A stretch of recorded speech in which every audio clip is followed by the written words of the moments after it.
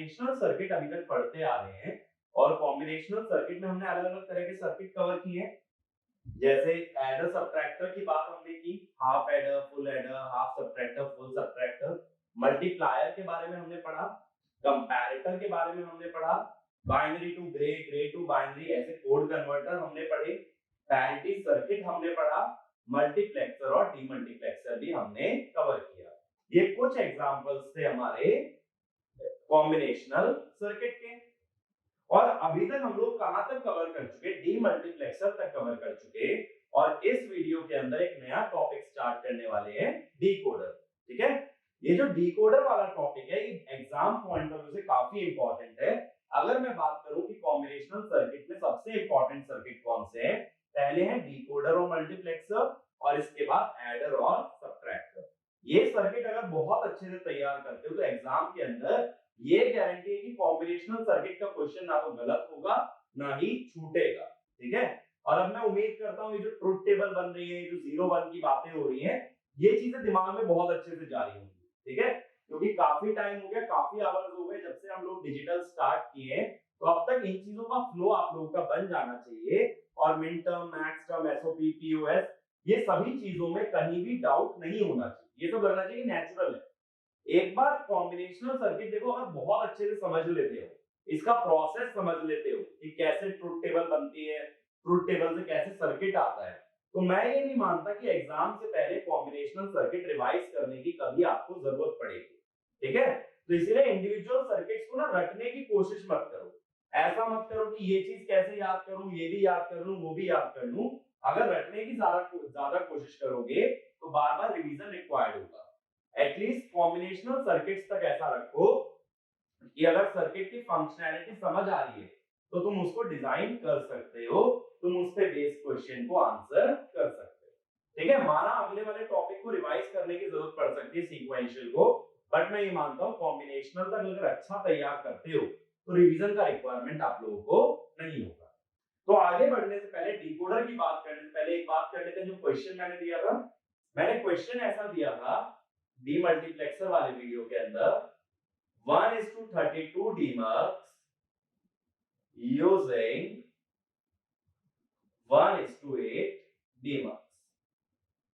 अब मैंने उस वीडियो के अंदर आपको ये बताया था कि सक्सेसिव डिवीजन यूज होता है, तो 32/8 4 और 4/8 ये आ गया 0.5, लेकिन 0.5 डीमल्टीप्लेक्सर तो यूज नहीं हो सकता ना, तो 1। ठीक है, अब इसके अंदर हमें क्या करना था, 32:8, 32/8 4 हो गया, तो ये वाली स्टेज होगी सेकेंड और ये वाली स्टेज होगी हमारी फर्स्ट। इसमें यूज होगी एलएसबी, तो 32 में कितनी बिट्स होंगी, सिलेक्ट लाइन कितनी होंगी, 5, तो इसके अंदर 3 लो प्रायोरिटी वैल्यू रहेंगी, S2, S1, S0, और इसके अंदर बची हुई 2 S4 और S3। लेकिन चाहिए कितनी से, 3, क्योंकि 1:8 है ना, तो 8 में कितनी सिलेक्ट लाइन होती है, 3, बच कितनी रही है, 2। तो इसमें हम लोग क्या करते हैं, देखो पहले पहली स्टेज में बना लेता हूं, 1:8 हमें करना है,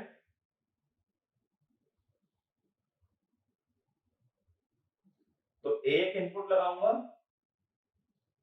यहां मेरे पास 8 आउटपुट आएंगे,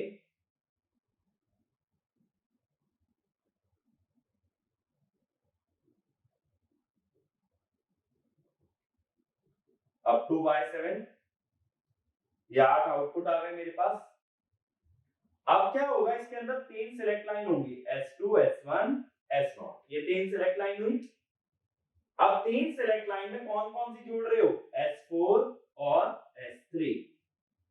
अब जो बची हुई सिलेक्ट लाइन है उसे क्या कर दोगे, इसको कर दोगे या तो VCC से कनेक्ट यानी 1, या तो 0।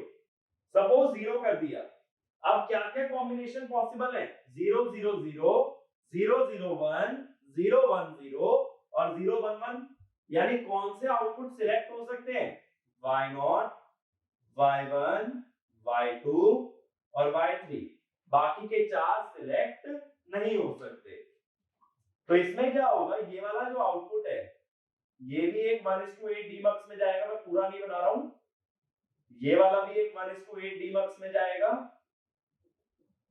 ये वाला भी एक 1:8 डीमक्स में जाएगा, और ये वाला भी एक 1:8 डीमक्स के अंदर अप्लाई होगा। सबके आउटपुट कितने आएंगे? 8 8 8 8, कितने हो गए? 32। और इनमें सिलेक्ट लाइन कौन सी यूज होंगी? S2 S1 और S0, ठीक है। इसके अंदर हमारी सिलेक्ट लाइन होंगी S2 S1 S0, और उसके हिसाब से पूरा सर्किट बनेगा 1:32 यूजिंग 1:8। तो जब नंबर ऑफ सिलेक्ट लाइन कम पड़ जाती है तो क्या करते हैं? एक सिलेक्ट लाइन को क्लैंप कर दिया जाता है 0 या फिर 1 पे, ताकि हम लोग उसके ऑर्डर को रिड्यूस कर पाए। फिर मैं सारे आउटपुट्स को एनेबल नहीं कर रहा हूं, मैं सिर्फ उसके कुछ आउटपुट्स का यूज करूंगा, बाकी के आउटपुट क्या रह जाएंगे? अनयूज। और यही ट्रिक हमने अपनाई थी मल्टीप्लेक्सर के अंदर भी, जब मैंने बोला था हायर ऑर्डर मल्टीप्लेक्सर से अगर लोअर ऑर्डर आना है तो उसकी सिलेक्ट लाइन को फिक्स कर दिया जाए, तो हायर ऑर्डर से लोअर ऑर्डर आना पॉसिबल है, ठीक है। तो ये उस प्रॉब्लम का सॉल्यूशन है। तो मल्टीप्लेक्सर और डीमल्टीप्लेक्सर में काफी चीजें हमारी कॉमन चल जाती हैं, और वही चीज मैं यहां कर रहा हूं कि एक सिलेक्ट लाइन को 0 करके मैंने फिक्स कर दिया। अब हमारे मेन टॉपिक पे आते हैं आज के, जो कि है डिकोडर, ठीक है। आज हम लोग किसकी बात करने वाले हैं? डिकोडर की। अब डिकोडर का मतलब क्या होता है कि किसी चीज को डिकोड करना। डिकोड करना कैसे? जैसे मान लो कि मैं कोई सिंबल देता हूं या मैं कोई इशारा करता हूं, तो उस इशारे को समझना, इसका मतलब होगा उसे डिकोड करना। तो डिकोडर का काम क्या है? कोई जो कोड आ रहा है उसे डिकोड करके उसे अंडरस्टैंड करना या उसका एक मीनिंगफुल सिग्निफिकेंस बनाना, ये किसका काम है? डिकोडर का। अब अगर प्रैक्टिकली बात करें डिकोडर का काम कैसे होता है, जैसे मान लो आर्मी कम्युनिकेशन की बात अगर करें, उतने लेवल का डिकोडर हम पढ़ेंगे नहीं, तो इतना मत एक्साइट हो, सिर्फ प्रैक्टिकल एप्लीकेशन बता रहा हूं। आर्मी वगैरह की बात से हम लोग ये समझ सकते हैं कि डिकोडर का पर्पस क्या है। अब देखो बहुत सारी मूवीज में देखा होगा कि मैसेज जो है ना बहुत कोडेड फॉर्म में जाता है। मैसेज जब एक जगह से दूसरी जगह भेजते हैं तो ऐसे भेजते हैं कि कोई और उसे ना समझ पाए, तो इसको बोलेंगे एनकोडिंग। एनकोडिंग का मतलब हुआ मैसेज को एक कोडेड फॉर्मेट में रिप्रेजेंट करना, या उसके लिए एक सेट ऑफ रूल्स डिस्क्राइब करना जिस हिसाब से उस मैसेज को रिप्रेजेंट करोगे। अच्छा, इसमें देखो बहुत सिंपल एग्जांपल लेता हूं। अगर मैं ऐसा करूं कि 1 को +5 वोल्ट कर दूं और 0 को -5 वोल्ट कर दूं, तो इसको भी एनकोडिंग बोलेंगे। इसका मतलब ये हुआ कि 1 को रिप्रेजेंट कर रहे हो 5 वोल्ट से और 0 को -5 वोल्ट से, तो जो रिसीवर है अगर उसे पॉजिटिव वोल्टेज मिली वो समझ जाएगा 1 है, और नेगेटिव मिली तो 0 है। लेकिन उसके लिए पहले उसे पता होना चाहिए कि तुमने 1 को 5 वोल्ट से रिप्रेजेंट किया और 0 को -5 से। तो ये जो प्रोसेस होता है किसी इंफॉर्मेशन को, किसी मैसेज को, किसी डेटा को एक पर्टिकुलर सेट ऑफ रूल्स के अंडर लाके रिप्रेजेंट करने का, इसे बोलते हैं एनकोडिंग। तो एनकोडिंग कहां होगी? ट्रांसमीटर पे। तो जो डेटा भेज रहा है वो क्या करेगा? उसे कोड में कन्वर्ट कर देगा और फिर उस कोड को वो आगे रिसीवर तक भेजेगा। इसीलिए डिकोडर का उल्टा होता है एनकोडर, जो हम आगे पढ़ेंगे। तो अभी के लिए समझो एनकोडिंग कहां हो रही है? ट्रांसमीटर पे। अब जो डेटा रिसीवर के पास आ गया उस डेटा को समझना रिसीवर का काम है, या उस डेटा को मीनिंगफुल इंफॉर्मेशन में कन्वर्ट करना रिसीवर का काम है। तो रिसीवर में लगता है डिकोडर, जो कि किसी कोड को एक मीनिंगफुल डेटा में कन्वर्ट करे। ये बात समझ आई कि डिकोडर क्या है? Decoder converts a particular code into some meaningful data, that is the purpose of a decoder, ठीक है। तो इसमें एक इनपुट एक पॉइंट लिखो, decoder is a combinational circuit, decoder is a combinational circuit that converts binary code into decimal output, binary code into decimal output। तो देखो अगर मैं यूजर के पॉइंट ऑफ व्यू से बात करूं, हमारे पॉइंट ऑफ व्यू से बात करूं, तुम्हारे लिए समझना ज्यादा आसान क्या है? क्या डेसिमल नंबर 6 समझना ज्यादा आसान है या 110, ज्यादा सिंपल है हमारे लिए डेसिमल। तो बाइनरी एक कोड है, इस कोड को डिकोड कौन कर रहा है? हमारा डिकोडर। अब देखो डिकोडर कैसा होता है,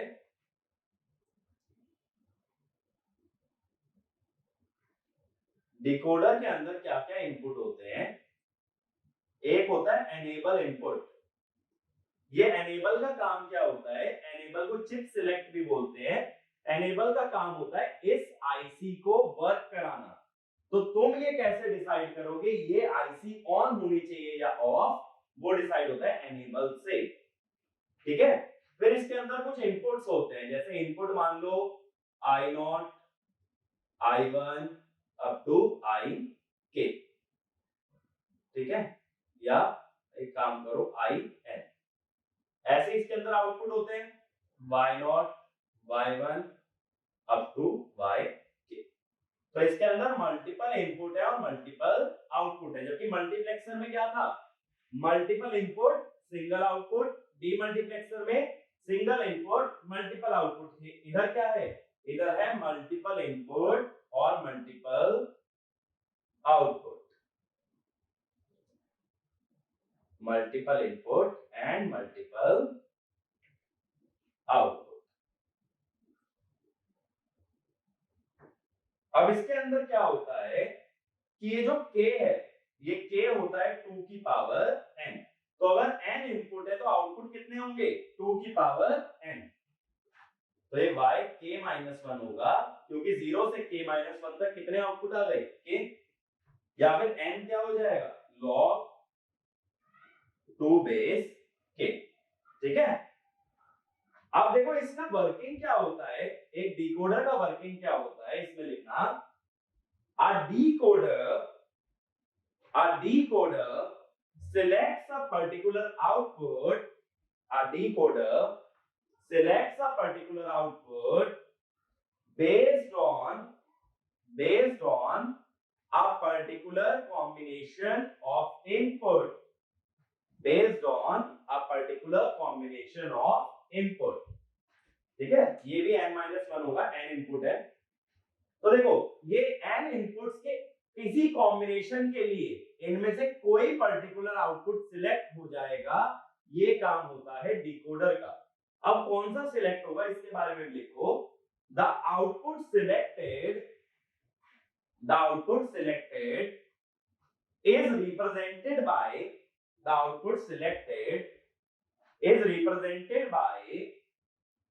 decimal value of the input combination, जैसे देखो मान लो n 3 है, n अगर 3 है तो कितने इनपुट हो गए? 3 इनपुट हो गए। आउटपुट कितने होंगे? 2 की पावर 3 8।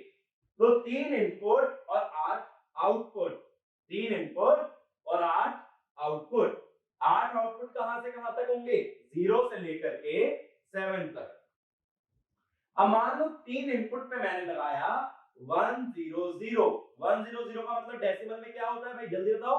4 to 1 के वेटेज के हिसाब से 100 का वैल्यू होता है 4। तो कौन सा आउटपुट सिलेक्ट होगा? y4, ठीक है। ऐसे ही 1015 कौन सा आउटपुट सिलेक्ट होगा? y5। 011 3 कौन सा सिलेक्ट हुआ? y3, ठीक है। 111 7 कौन सा सिलेक्ट हुआ? y7। इस तरह से कौन सा आउटपुट सिलेक्ट होता है, ये किस पे डिपेंडेंट होता है?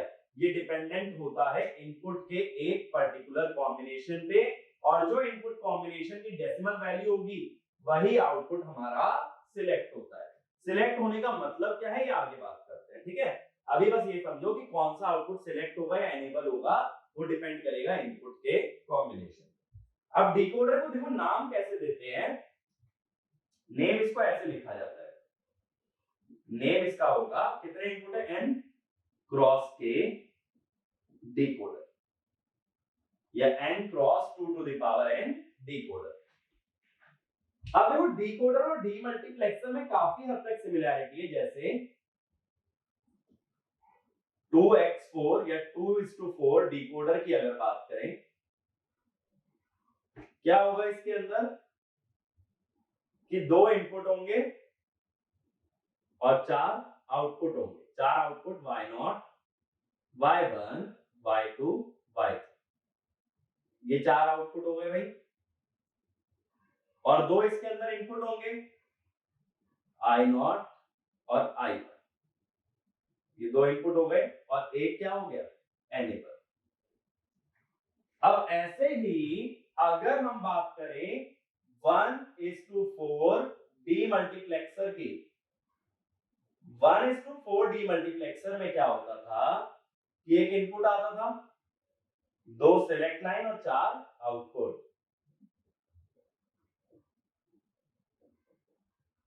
y0, y1, y2, y3, इसमें भी चार आउटपुट होते थे और इफेक्टिवली तीन इनपुट होते थे, एक तो इनपुट और दो सिलेक्ट लाइन। इधर भी तो तीन इनपुट है, दो इनपुट और एक एनेबल। तो डिकोडर और डीमल्टीप्लेक्सर एक ही सर्किट होता है, but input is replaced by enable and select line is replaced by input। तो डीमल्टीप्लेक्सर में जो सिलेक्ट लाइन थी उसकी जगह क्या यूज हो रहा है, यहाँ इनपुट टर्मिनल, और जो डीमल्टीप्लेक्सर में इनपुट था उसकी जगह क्या यूज हो रहा है, एनेबल यूज हो रहा है। बाकी सर्किट की वर्किंग एग्जैक्टली सेम है। तो इसमें यही पॉइंट लिखो, decoder is a special case of demultiplexer, decoder is a special case of demultiplexer in which the select lines of demultiplexer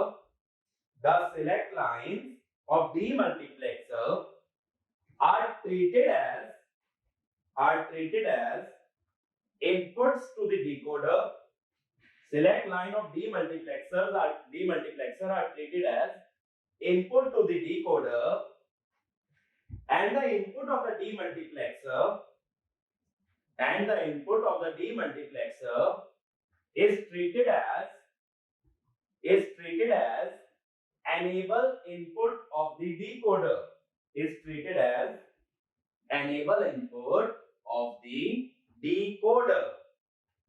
ठीक है भाई। तो इतनी बात समझ आती है कि डिकोडर और डीमल्टीप्लेक्सर इफेक्टिवली सेम है, बस टर्मिनल्स के नाम को चेंज किया गया है। अब डिकोडर में आगे बढ़ने से पहले जनरली एक कांसेप्ट पे हम बात करते हैं, तो नेक्स्ट लिखो, active high and active low signal, active high and active low signal. अब ये एक्टिव हाई और एक्टिव लो का क्या फंडा होता है?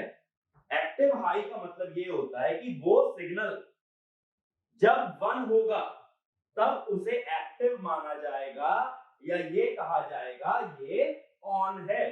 तो ऑन का मतलब क्या होगा, 1, और एक्टिव लो का मतलब जस्ट उल्टा होता है कि उसे ऑन या एक्टिव कब मानोगे, जब उसकी वैल्यू होगी 0। तो इसमें लिखो, an input or an output signal is said to be active high if that signal is activated or on when it is logic 1, तो देखो अभी मैंने एक चीज बोली डिकोडर के अंदर कि इनपुट कॉम्बिनेशन के हिसाब से डिकोडर का कोई ना कोई आउटपुट सिलेक्ट होता है। तो सिलेक्ट होने का मतलब क्या होगा, अगर एक्टिव हाई है इसका मतलब वो पर्टिकुलर आउटपुट 1 हो जाए, ठीक है। एक्टिव हाई का मतलब क्या है, एक्टिवेट कब होगा, जब वो हाई होगा या वो 1 होगा। तो हम एक्टिव हाई डिकोडर के अंदर ये बोल सकते हैं कि based on input combination one particular output of the decoder will become high। ये बात क्लियर हुई कि एक आउटपुट हाई हो जाएगा, बाकी सारे क्या रहेंगे, लो। कौन सा हाई होगा, जो कि इनपुट की डेसिमल वैल्यू को रिप्रेजेंट करता है। ऐसे नेक्स्ट पॉइंट लिखो, an input or an output signal is considered to be active low if it is on or activated, if it is on or activated when it is logic 0, if it is on or activated when it is logic 0, तो वहां active होने का मतलब होगा कि 0 चला जाए। तो इसका मतलब जब एक्टिव लो डिकोडर की बात करोगे तो उसमें क्या बोलोगे कि इनपुट के एक पर्टिकुलर कॉम्बिनेशन के लिए कोई एक आउटपुट लो हो जाता है, बाकी सारे क्या रहते हैं, हाई। तो उसे क्या बोल दोगे, एक्टिव लो। कि जो कोई एक्टिव हुआ वो लो हो जाएगा और जो इनएक्टिव है वो हाई रह जाएगा, इसे बोलते हैं एक्टिव लो डिकोडर। ये बात समझ आई, एक्टिव लो और एक्टिव हाई। अब देखो पहले हम इसके अंदर समझते हैं active high and active low. Enable decoder, यानी अगर एनेबल सिग्नल को एक्टिव हाई और एक्टिव लो की तरह ट्रीट करना है। अब इस बात का मतलब समझो, देखो कैसे दिखाते हैं। अगर एक्टिव हाई हुआ तो 2:4 डिकोडर की बात कर रहा हूं। दो इनपुट है, सपोज I1 I0, चार आउटपुट है Y0 Y1 Y2 Y3। अब इसके अंदर यहां पे एनेबल सिग्नल रहेगा। अब हम ये कहते हैं ये वाला डिकोडर है active high enable. Active high enable का मतलब है if enable is equal to 1 then decoder works, और if enable equal to 0 all outputs are 0। कोई भी आउटपुट काम नहीं करेगा अगर एनेबल हो गया 0।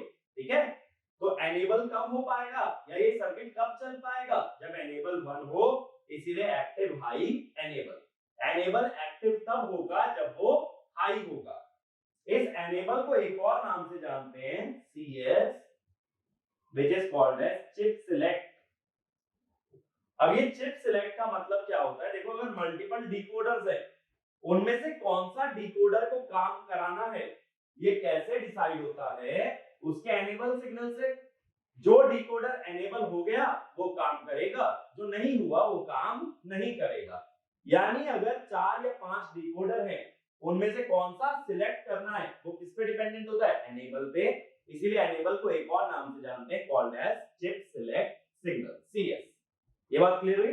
तो CS क्या होता है, चिप सिलेक्ट होता है। इससे क्या पता चलता है कि जब मल्टीपल डिकोडर सर्किट के अंदर है उसमें से कौन सा डिकोडर सिलेक्ट होगा, that is called as chip select. ठीक है, ऐसे एक्टिव लो का क्या मतलब होगा, देखो एक्टिव लो को कैसे दिखाओगे। अगेन दो इनपुट होंगे I1 I0, ठीक है, Y0 Y1 Y2 Y3। ठीक बात है। अब यहां एनेबल की जगह दिखाओगे एनेबल बार, और यहां ऐसे बबल लगा के सिग्नल दिखाओगे। बबल का मतलब होता है जब बबल्ड इनपुट या आउटपुट हो। बबल्ड इनपुट और output means it is active low. जो मैंने एक और चीज बताई थी तुम्हें नेगेटिव लॉजिक के नाम से, वही चीज एक्टिव लो भी होती है। तो बबल्ड इनपुट या आउटपुट होता है तो उसे क्या बोलते हैं, एक्टिव लो। अब इसमें हम ये बोलेंगे अगर एनेबल बार 0 हो जाए तब डिकोडर काम करेगा। ठीक है, अगर एनेबल बार 1 हो गया तो डिकोडर इज डिसेबल्ड। यानी ये काम कब करता है, 0 पे, और बंद कब होता है, 1 पे। उसे बोलेंगे एक्टिव लो। और काम 1 पे करे, बंद 0 पे हो, उसे बोलेंगे एक्टिव हाई। ये बात क्लियर हुई कि एक्टिव हाई और एक्टिव लो एनेबल का मतलब क्या हुआ। ऐसे अगला देखो, active high and active low decoder. Active high and active low decoder. अब एक्टिव हाई और एक्टिव लो एनेबल की बात नहीं हो रही बल्कि डिकोडर की बात हो रही है। इसका मतलब है इसके आउटपुट कि इसके आउटपुट एक्टिव हाई है तो इसे बोलेंगे एक्टिव हाई डिकोडर, और इसके आउटपुट अगर एक्टिव लो है तो एक्टिव लो डिकोडर। तो y0, y1, y2, y3, ठीक है। इसका एनेबल सिग्नल से कोई लेना देना नहीं है, तो यहां मैंने एनेबल को क्या मान लिया, एक्टिव हाई। अब एक्टिव हाई का डिकोडर का क्या मतलब होता है, जैसे मान लो I1 I0 अगर 10 है तो इसकी डेसिमल वैल्यू क्या है भाई 2 है, कौन सा आउटपुट सिलेक्ट होना चाहिए y2, तो y2 हो जाएगा 1, यानी कि output y is active when y is equal to 1, इसे बोलेंगे एक्टिव हाई।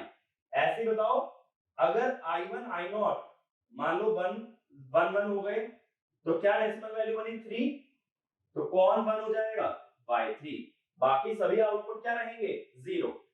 तो एक्टिव हाई आउटपुट डिकोडर का मतलब है, एक्टिव हाई डिकोडर का मतलब है जो भी आउटपुट सिलेक्ट हुआ वो 1 हो जाएगा, बाकी सभी क्या रहेंगे 0। ऐसे देखो एक्टिव लो डिकोडर का मतलब क्या होगा, यही बात करते हैं एक्टिव लो की। एक्टिव लो के लिए क्या किया जाता है, ये जो आउटपुट है यहां बबल दिखा दो, और जैसा मैंने बोला एनेबल से फर्क नहीं पड़ता, तो एनेबल एक्टिव हाई भी ले सकते हो। तो एनेबल अभी भी मैंने क्या लिया है एक्टिव हाई, ऐसा मत सोचना एक्टिव लो डिकोडर में एनेबल को एक्टिव लो होना पड़ेगा, एनेबल एक्टिव हाई भी हो सकता है और एनेबल एक्टिव लो भी हो सकता है।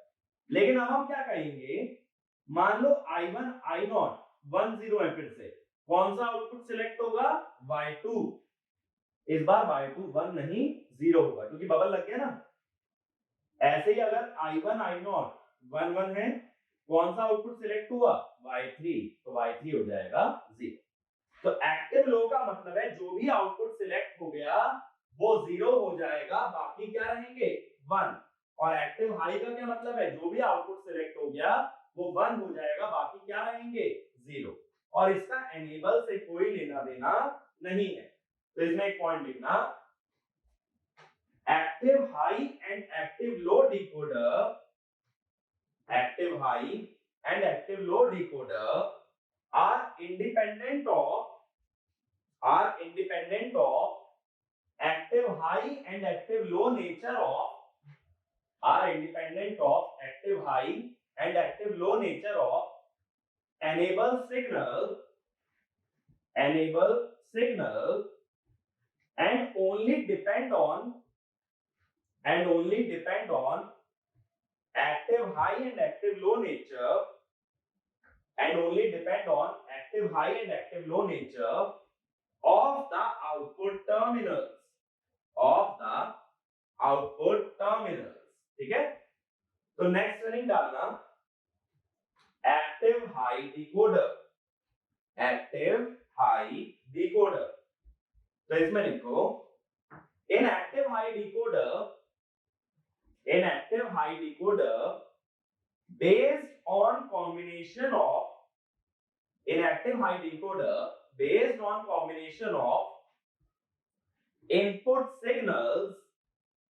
based on combination of input signals, one output terminal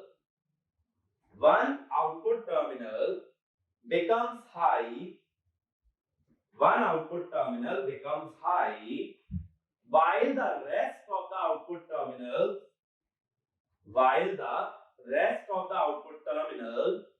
stay low, जो मैंने अभी बताया एक्टिव हाई में जो भी आउटपुट एक्टिवेट होगा वो 1 हो जाएगा, बाकी के सभी क्या रहेंगे 0 रहेंगे, इसी का मतलब होता है एक्टिव हाई। तो इसमें पहले डिकोडर की बात करते हैं, 2 into 4 एक्टिव हाई डिकोडर, ठीक है, 2 into 4 डिकोडर की बात हो रही है। अब 2 into 4 एक्टिव हाई डिकोडर की जब बात कर रहे हैं तो इसके अंदर कितने इनपुट लोगे भाई? 2 इनपुट लोगे, I0 I1, एक एनेबल सिग्नल ले लो। एनेबल भी मैंने एक्टिव हाई ले लिया, जैसे कि एक्टिव लो भी ले सकते हो, ऐसी कोई बात नहीं है, क्योंकि डिकोडर का नेचर क्या है, वो एनेबल से इंडिपेंडेंट है, ठीक है। और बबल जब ना दिखाया जाए, जब आउटपुट पे बबल ना दिखे तो उसे क्या बोलते हैं? Active high. अब इसकी ट्रुथ टेबल बनाते हैं, देखो I1 I0 दो इनपुट है और कितने आउटपुट है अपने पास? अपने पास 4 आउटपुट है, Y0 Y1 Y2 Y3। Input के 4 कॉम्बिनेशन हो सकते हैं। अब 0 0 पे कौन सिलेक्ट होगा भाई? Y0, तो Y0 एक्टिव हाई की वजह से हो गया 1, बाकी सभी रहे 0। और यहां एक एनेबल भी ले लो, ठीक है। एनेबल करोगे तभी ये सब काम हो पाएगा। ऐसे 0 1 पे कौन सिलेक्ट हो जाएगा? Y1। 1 0 पे कौन सिलेक्ट हो जाएगा? Y2। और 1 1 पे Y3, ठीक है। अब लेकिन अगर एनेबल 0 हो, अगर एनेबल 0 हो तो इनपुट कुछ भी लगा लेना, इनपुट मैंने क्या लिख दिया? डोंट केयर, आउटपुट सारे रहेंगे 0, ठीक है। एनेबल को अगर 0 कर दिया या डिकोडर को डिसेबल कर दिया तो ये फर्क नहीं पड़ता कि इनपुट क्या लगा है, सभी आउटपुट रहेंगे 0। तो Y0 कौन सी मिनटर्म पे आ रहा है भाई? Y0 आ रहा है मिनटर्म 0 पे, तो इसे बोलोगे M0, या फिर ये हो गया I1 बार I0 बार। Y1 ये मिनटर्म 1 के बराबर है, I1 बार I0। Y2 ये मिनटर्म 2 पे आ रहा है, I1 I0 बार। Y3 ये मिनटर्म 3 पे आ रहा है, यानी I1 I0, ठीक है। तो ये चारों आउटपुट क्या क्या रिप्रेजेंट कर रहे हैं? ये एक एक मिनटर्म को रिप्रेजेंट कर रहे हैं। तो जो भी हमारे इनपुट है उसके हिसाब से हमारी मिनटर्म आउटपुट पे रिफ्लेक्ट हो जाती है। ये बात क्लियर हुई? तो एक पॉइंट लिखो, each output in an active high decoder, each output in an active high decoder represents a minterm,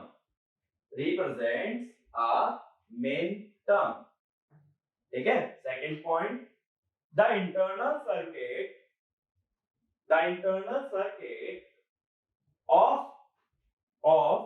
an active high decoder, the internal circuit of an active high decoder is similar to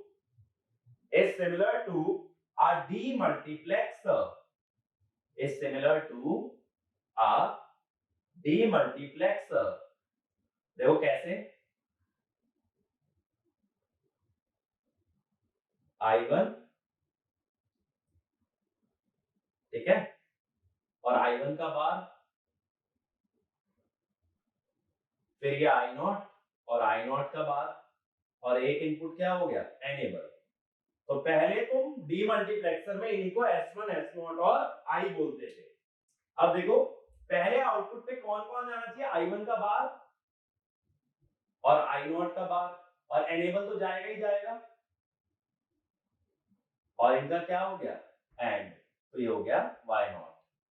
अब दूसरे में I1 का तो बाहर जाएगा, लेकिन I0 as जाएगा और एनेबल तो जाएगा ही, तो ये क्या हो गया? Y1, ठीक है। अगले में जाएगा I1 और I0 का बार और एनेबल, ये हो गया Y2, और लास्ट में जाएगा I1 I0 और एनेबल, और ये हो जाएगा Y3। अब देखो एनेबल मैं हर एंड गेट में दे रहा हूं, जबकि मैंने एक्सप्रेशन में नहीं दिखाया, बट एक्चुअल एक्सप्रेशन में ऐसा होता है, यहाँ पे एंड हो रखा होता है एनेबल, क्योंकि अगर एनेबल 0 करोगे तो सभी आउटपुट क्या हो जाएंगे? डिसेबल हो जाएंगे, या सभी क्या हो जाएंगे? 0। तो सेम सर्किट है डीमल्टीप्लेक्सर जैसा, बस इनपुट और एनेबल टर्मिनल नाम एक्सचेंज कर दिए गए हैं, बाकी सर्किट वही है जो हमने डीमल्टीप्लेक्सर के अंदर पढ़ा था। ये बात क्लियर हुई? तो इंटरनल सर्किट में क्या क्या यूज हो रहा है? नॉट गेट और एंड गेट। तो एक्टिव हाई डिकोडर का सर्किट सेम होता है एज अ डीमल्टीप्लेक्सर। ठीक है, अब इसमें एक छोटा सा क्वेश्चन लिखो। अच्छा वैसे एक चीज देखो, जब इसके आउटपुट में क्या आ रही है? मिन टर्म्स आ रही है। हर आउटपुट एक मिन टर्म को रिप्रेजेंट कर रहा है। तो जैसा डीमल्टीप्लेक्सर में हमने बोला था कि मिन टर्म्स के सम से कोई भी एसओपी एक्सप्रेशन बन सकता है, तो तुम ये कह सकते हो active high decoder can be used to realize any SOP expression. बात क्लियर है? जैसे डीमल्टीप्लेक्सर हर एक्सप्रेशन रियलाइज कर सकता था और गेट की मदद से, ऐसे ही डिकोडर भी कोई भी एक्सप्रेशन रियलाइज करने के काम आ सकता है, जस्ट हमें एक और गेट की जरूरत पड़ेगी। ठीक है, तो इस पे क्वेश्चन लिखना, which LED will glow? Which LED will glow?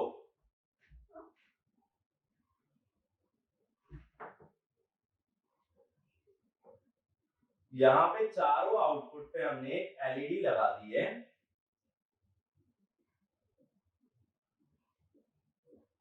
LED का एक टर्मिनल आउटपुट से कनेक्टेड है और एक ग्राउंड से। Which LED will glow? और ये जो इनपुट I1 है ये 1 से कनेक्टेड है। ठीक है, अब देखो हमने एनेबल को 0 किया है और I0 को 0 किया है। अगर एनेबल को 0 रखा है तो डिकोडर क्या हो गया? Disable. Enable is 0, so decoder is disable. अगर डिकोडर डिसेबल हो गया तो नो एलईडी विल ग्लो। कोई भी आउटपुट 1 नहीं आ सकता। तो कौन सी एलईडी जलनी चाहिए? जिसके एनोड पे हाई वोल्टेज हो। देखो कोई भी डायोड फॉरवर्ड बायस कब होता है? डायोड फॉरवर्ड बायस जब होता है जब एनोड पे हाई वोल्टेज लगे और कैथोड पे लो। तो कैथोड तो ग्राउंडेड है, तो कौन सी एलईडी जलनी चाहिए? जिसके एनोड पे हाई आए। हाई का मतलब 1 आए, लेकिन 1 तो आ ही नहीं सकता जब तक डिकोडर डिसेबल है। ये जो एलईडी वाला फंडा है ना, बस ये ध्यान रखो, एक्टिव हाई में एलईडी तब जलती है जब उसके एनोड पे क्या आ जाए? High voltage. ठीक है, कैथोड को ग्राउंडेड रखोगे, या इसे कह दो कॉमन कैथोड, सबके कैथोड कॉमन ग्राउंड से कनेक्टेड है, तो कोई भी एलईडी तब जलेगी जब उसके एनोड पे हाई वोल्टेज आ जाए। ठीक है, इसी का एक और ट्राई करके देखते हैं हम लोग, एक और वेरिएशन। अब की बार मान लो कि इसको ग्राउंड से ना कनेक्ट करते हुए एक रेजिस्टेंस लगा के वीसीसी से जोड़ दिया। ठीक है, और इसको सपोज मैंने कर दिया 0। अब देखो यहां क्या हुआ? एनेबल 1 हो गया, तो डिकोडर जो है एनेबल हो गया, यानी काम तो करेगा। अब इनपुट कॉम्बिनेशन देखो जरा, I1 0 है और I0 VCC से जुड़ा है, मतलब 1 है, तो कॉम्बिनेशन क्या हुआ? 0 1। तो कौन सा आउटपुट सिलेक्ट होगा? Y1। Y1 गेट्स सिलेक्टेड, और Y1 जब सिलेक्ट हो जाएगा तो कौन सी एलईडी जलेगी? जो Y1 से कनेक्टेड है। ठीक है, Y1 गेट सिलेक्टेड का मतलब है कि Y1 का आउटपुट हाई आ जाएगा, और जिस एलईडी के एनोड पे हाई और कैथोड पे लो वोल्टेज है वो फॉरवर्ड बायस है, और वही एलईडी हमारी जल सकती है। ये क्वेश्चन क्लियर हुआ?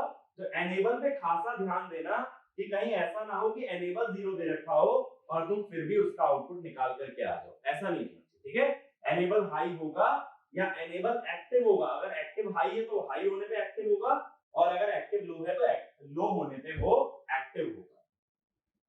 अब देखो जैसा हमने बताया कि एक डिकोडर के आउटपुट में क्या जनरेट होती है? मिन टर्म्स।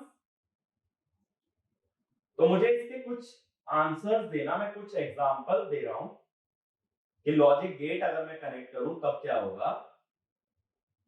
ये 2 इनपुट हो गए, 4 आउटपुट लूंगा, Y0, Y1, Y2, Y3।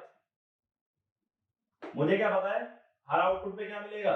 हर आउटपुट पे मिलेगा एक मिन टर्म, और ये हो गया अपना एनेबल। अब इसका पहला पार्ट देखो, मैं यहां एक और गेट लगा रहा हूं, ठीक है, और बाकी के दोनों से मैं लगा रहा हूं एक सपोज नॉर गेट। अब मुझे जानना है कि ये अगर W है और ये Z है, इनका लॉजिक एक्सप्रेशन मुझे जानना है, ठीक है, W और Z का। अब देखो मैंने ये बताया अगर एनेबल 1 कर दो तो डिकोडर एक्टिवेट हो गया, तो हर एक आउटपुट एक मिन टर्म को रिप्रेजेंट करता है। मान लो यहाँ ए बी है, तो जो W है वो कौन कौन सी मिन टर्म्स को ऐड कर रहा है, 1 और 2, यानी 1 वाली क्या होगी ए बार बी और 2 वाली क्या होगी ए बी बार, तो ये क्या हो गया ए और बी। अब Z जो है वो और लेके क्या कर रहा है नॉट, तो सिग्मा M03 का बार, यानी M0 प्लस M3 का बार, यानी M0 का बार डॉट M3 का बार। यही होता है ना डी मॉर्गन्स लॉ से। और मिन टर्म का कॉम्प्लीमेंट क्या होता है मैक्स टर्म, तो M0 क्या होगा A प्लस बी, M3 क्या होगा A बार प्लस B बार। तो इसका मतलब है नॉर गेट क्या दे रहा है POS और गेट क्या दे रहा है SOP। ये बात क्लियर हुई? तो इसमें लिखो इस एग्जांपल के बाद by connecting OR gate at the output of decoder, by connecting OR gate at the output of decoder, we get SOP expression, and by connecting NOR gate, we get POS expression. By connecting NOR gate, we get POS expression. ठीक है? अब ऐसे अगला example लेता हूं। मान लो यहां और गेट की जगह मैं लगा दूं एक एंड गेट, ठीक है, और नॉर गेट की जगह लगा दूं मैं एक नैंड गेट। अब क्या होगा, अब देखो W क्या होगा, दो मिन टर्म्स का एंड होगा M1 डॉट M2। अब मिन टर्म की खासियत क्या होती है, मिन टर्म के बारे में हम ये कहते हैं कि कोई एक मिन टर्म 1 होती है डिपेंडिंग अपॉन इनपुट कॉम्बिनेशन। जैसे 0 1 हुआ तो कौन 1 होगा M1, 1 0 हुआ तो कौन 1 होगा M2। कहने का मतलब एक समय पे एक ही मिन टर्म 1 हो सकती है, दोनों नहीं। जब एक ही मिन टर्म 1 हो सकती है तो प्रोडक्ट हमेशा क्या आएगा 0। नहीं तो देखो इसको लॉजिक एक्सप्रेशन से भी निकाल सकते हो, M1 है A बार B, M2 है A B बार, तो A इंटू A बार या B इंटू B बार दोनों ही क्या होते हैं 0। तो ये ध्यान रखना product of any min terms is always 0, ठीक है। और इसी हिसाब से Z क्या है M0 डॉट M3 का बार। अब M0 डॉट M3 दो मिन टर्म्स का प्रोडक्ट हमेशा क्या होता है 0, तो बार क्या होगा 1। ये बात क्लियर है? तो एंड गेट का output in a active high decoder हमेशा क्या आएगा 0 और नैंड गेट का आउटपुट हमेशा क्या आएगा 1। तो इसके लिए ध्यान रखना है and of any min terms is always 0 because only one min term can be high at a time. तो चाहे पॉइंट बना के लिख लो, एंड ऑपरेशन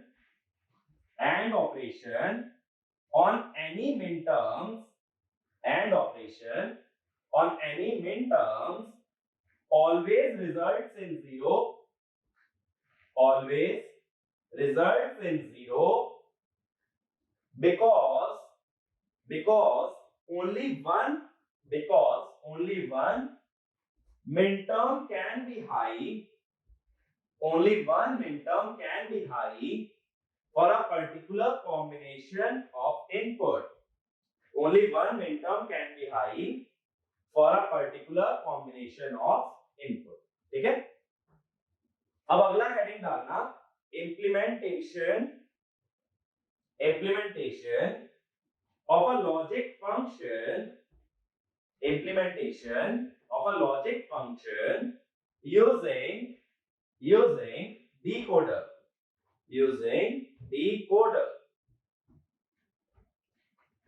ठीक है। अब इसमें पहला पॉइंट लिखो, फॉर n वेरिएबल फंक्शन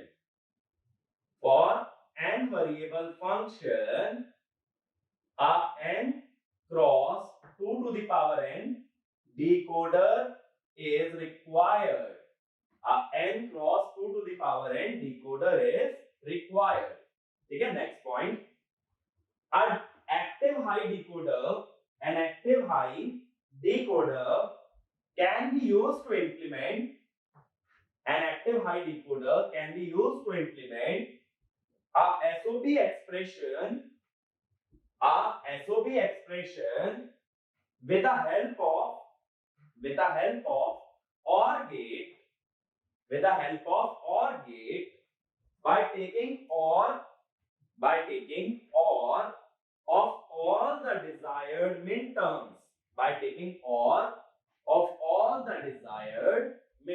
ठीक है।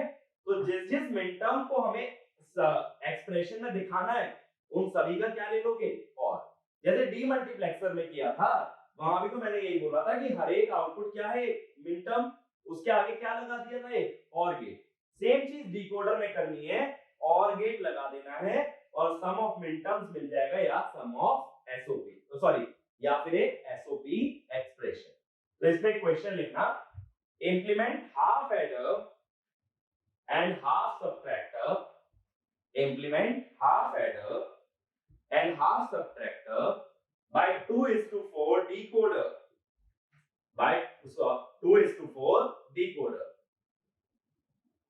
ठीक है।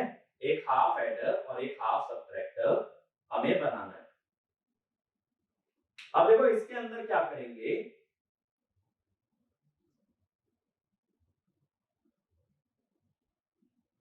अगर हाफ एडर बनाना है, दो इनपुट होते हैं, एनेबल को कर दो हाई, 4 आउटपुट होते हैं जो कि क्या रिप्रेजेंट करेंगे, 4 मिनटर्म्स को रिप्रेजेंट करेंगे। अब दो इनपुट में, एक में ए लगाया, एक में बी लगाया। अब हमने डीमल्टीप्लेक्सर वाले वीडियो के अंदर भी निकाला था कि जो सम होता है वो होता है summation of minterms 1 and 2, carry होता है सिंपली मिनटर्म 3। ठीक है। तो अगर ऐसा ही दिखाना है तो मुझे पता है हर आउटपुट पे एक मिनटर्म आती है, तो 1 और 2 वाली मिनटर्म्स का और किया, क्या मिल गया, सम, और 3 वाली से क्या मिल गया, कैरी। ठीक है। चाहे तो यही चीज ट्रुथ टेबल से भी डिराइव कर सकते हो, बट हमने हाफ एडर हाफ सब्ट्रैक्टर कई बार कवर किया है, इसीलिए अब मैं उसको डिराइव नहीं कर रहा। ऐसे ही जब हाफ सब्ट्रैक्टर की बात करोगे तो दो इनपुट लोगे I1 I0 और डिकोडर के 4 आउटपुट होंगे Y0 Y1 Y2 Y3। अब दो इनपुट क्या हो जाएंगे, A और B, और 4 आउटपुट आ गए। अब इसके अंदर एनेबल जो रहेगा उसे 1 करना पड़ेगा, तभी ये डिकोडर काम कर सकता है। तो जो सम होता है और जो डिफरेंस होता है उसका एक्सप्रेशन मैंने बताया हमेशा सेम रहता है। तो इसके अंदर भी कौन सी मिनटर्म आएंगी, 1 और 2, लेकिन बोरो जो होती है, बोरो होती है मिनटर्म 1 और कैरी होती है मिनटर्म 3, क्योंकि कैरी होती है ए बी, और मैंने बताया था सब्ट्रैक्टर में क्या करना होता है, मिन्यूएंड का बार ले लेते हैं, तो ए बार बी हो जाएगा जो कि है मिनटर्म 1। तो y1 और y2 इस पे लग जाएगा एक और गेट, ये क्या आ गया, डिफरेंस, और जो y1 है जो मिनटर्म 1 है वही क्या है, बोरो आउट। तो ये क्या बन गया हमारा, हाफ एडर और हाफ सब्ट्रैक्टर यूजिंग 2:4 डिकोडर। ठीक है। इसके अंदर ऐसा नहीं होता कि कोई फंक्शन बनाना हो और डिकोडर के नंबर ऑफ इनपुट कम हो जाए, तो जितने इनपुट हैं उतने ही क्या होने चाहिए, इनपुट वेरिएबल। इसके अंदर ऐसे केसेस नहीं बनते कि इनपुट वेरिएबल 3 है और डिकोडर के अंदर इनपुट हमारे सिर्फ 2 है, ऐसा नहीं होता, ठीक है। तो नेक्स्ट हेडिंग डालना 3:8 active high decoder, 3:8 active high decoder. जैसे हमने 2x4 पढ़ा है, ऐसे ही 3x8 की मैं बात कर रहा हूं। 3x8 active high decoder.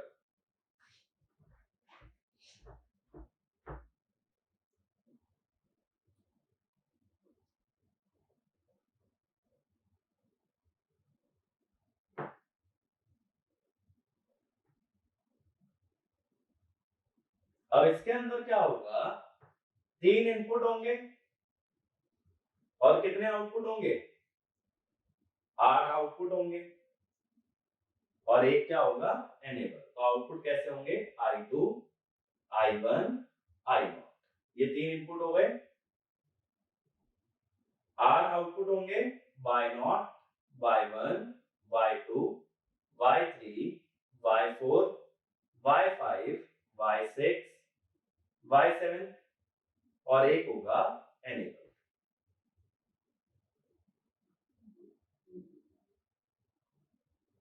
ठीक है। अब इसके लिए भी अगर ट्रुथ टेबल डिराइव करते हो तो 3 तो इनपुट दिखाओगे, I2 I1 I0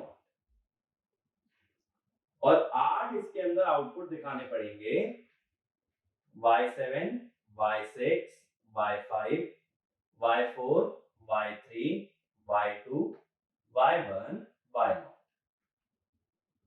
3 इनपुट के अंदर एक चौथा इनपुट भी रहेगा हमारा एनेबल। अगर एनेबल 0 हो गया तो इनपुट कुछ भी आता रहे, डिकोडर काम नहीं कर सकता, क्योंकि एनेबल कैसा लिया है, एक्टिव हाई लिया है ना। एक्टिव हाई माने डिकोडर तब काम करेगा जब एनेबल 1 होगा। डिकोडर डिसेबल हो गया तो सारे आउटपुट 0, कोई भी आउटपुट सिलेक्ट नहीं हो सकता जब तक डिकोडर डिसेबल है। अब एनेबल 1 आने पे इनपुट के कॉम्बिनेशन देखे जाते हैं, तो 8 कॉम्बिनेशन हो सकते हैं, ठीक है।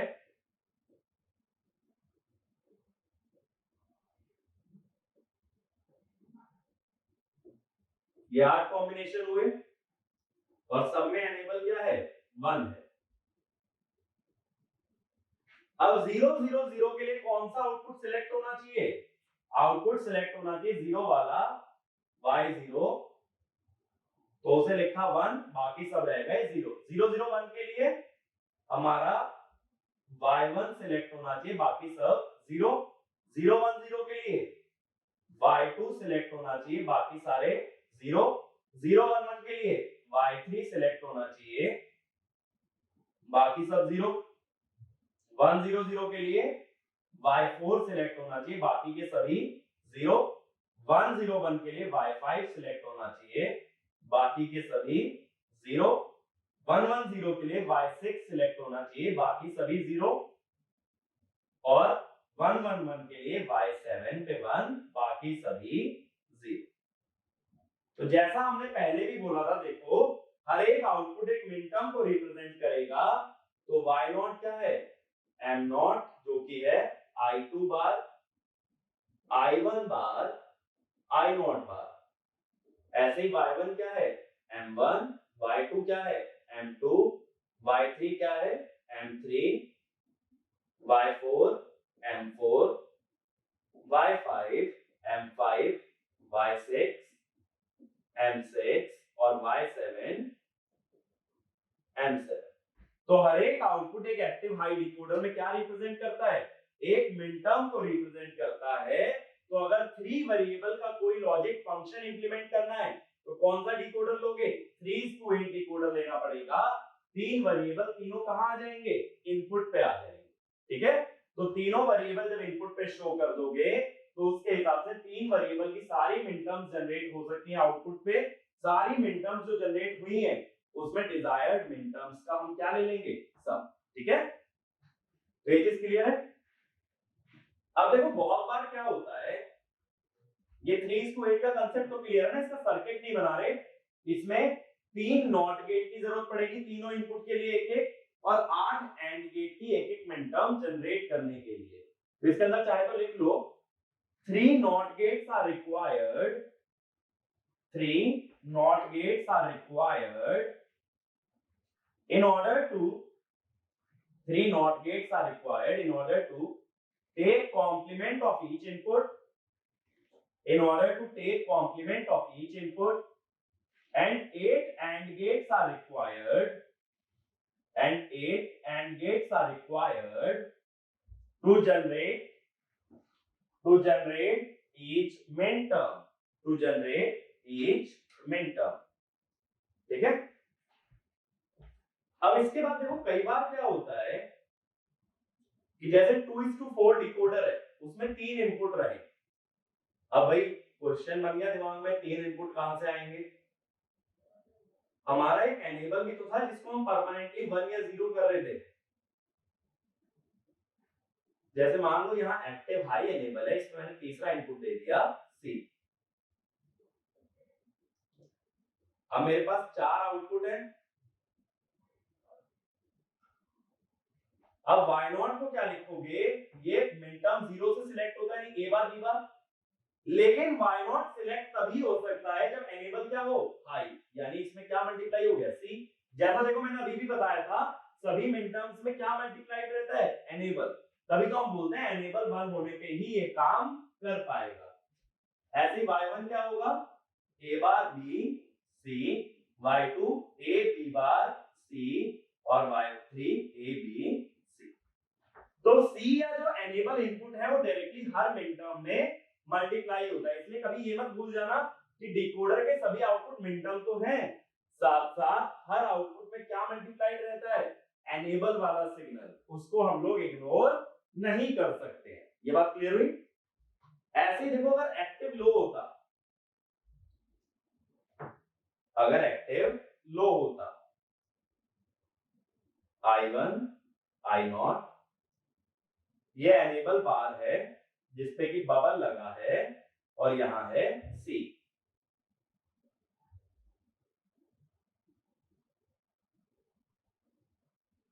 अब क्या होता? अब ये एनेबल तब होगा जब एनेबल वाला इनपुट यानी C वाला इनपुट क्या रहे? 0। तो यहां लिखोगे A bar B bar C बार।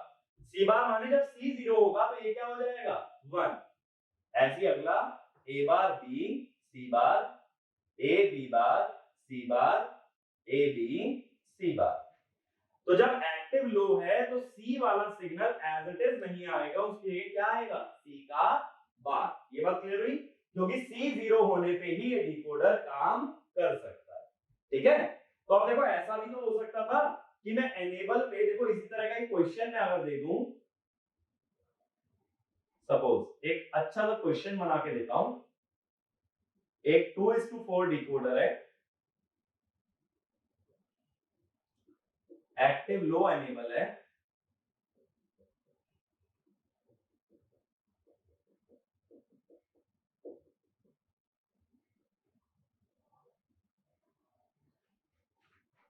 अब मान लो